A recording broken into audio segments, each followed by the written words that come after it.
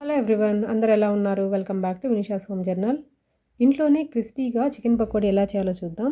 దీనికోసం ఒక బౌల్ తీసుకొని ముందుగా క్లీన్ చేసుకున్న చికెన్ కూడా వేసుకోవాలి. ఇక్కడ నేను 300 గ్రామ్స్ తీసుకొని చికెన్ పకోడీ అయితే చేస్తున్నాను.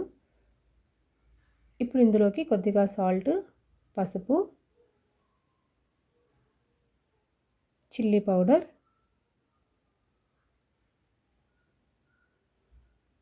ధనియా పౌడర్, కారం కొంచెం ఎక్కువగా కావాలనుకున్న వాళ్ళు చిల్లీ పౌడర్ కొంచెం ఎక్కువ వేసుకోండి, చికెన్ మసాలా, కొద్దిగా గరం మసాలా కూడా యాడ్ చేసుకొని జింజర్ గార్లిక్ పేస్ట్ వేసుకొని 1 teaspoon cornflour, 1 teaspoon maida వేసుకోవాలి. ఇప్పుడు కొద్దిగా లెమన్, హాఫ్ చెక్క లెమన్ కూడా పిండుకొని మొత్తం ఒకసారి మిక్స్ చేసుకోవాలి. ఈ మ్యారినేట్ చేసి పెట్టిన చికెన్ని 30 మినిట్స్ అయినా నాననివ్వాలి. అప్పుడే మనం పకోడీ వేసినప్పుడు చాలా టేస్టీగా అయితే వస్తుంది. మసాలా అంతా ముక్కకు పట్టి చాలా టేస్టీగా అయితే ఉంటుంది. ఇప్పుడు కొద్దిగా కరివేపాకు, 2 పచ్చిమిరపకాయలు, ఒక 5-6 జీడిపప్పు కూడా వేసుకొని మళ్ళీ ఒకసారి కలిపి పక్కన పెట్టుకోవాలి. ఈ విధంగా చికెన్ పకోడీ చేస్తే ఎంత క్వాంటిటీ చేసినా హ్యాపీగా తినేయచ్చు, అంత బాగుంటుంది. చేసుకోవడం కూడా చాలా ఈజీ, ఎక్కువ టైం కూడా పట్టదు. ఇప్పుడు ప్యాన్ పెట్టి సరిపడినంత ఆయిల్ వేసి ముందే మ్యారినేట్ చేసుకున్న చికెన్ని ఒక్కొక్క పీసు వేస్తూ ఉండాలి.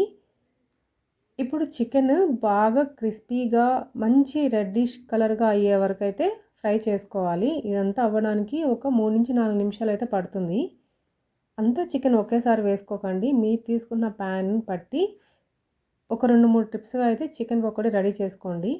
ఇట్లా మధ్య మధ్యలో కలుపుతూ అన్ని వైపులా చికెన్ పీస్ని బాగా ఫ్రై అయ్యేలా ఫ్రై చేసుకోవాలి. నేను దీంట్లో ఎలాంటి ఫుడ్ కలర్ యాడ్ చేయటం లేదు.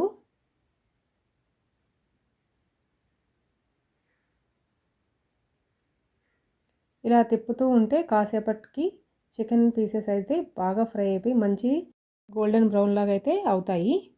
అప్పుడు తీసుకొని సపరేట్గా బౌల్లోకి అయితే వేసుకోవాలి. అంతే, చాలా టేస్టీగా ఉన్న చికెన్ పకోడీ అయితే రెడీ అయిపోయినట్లే. మీరు కూడా ట్రై చేసి ఎలా వచ్చిందో నాకు కమెంట్స్లో కమెంట్ చేయండి. నా వీడియోస్ మీకు నచ్చితే సబ్స్క్రైబ్ చేసి లైక్ అండ్ షేర్ కూడా చేయండి.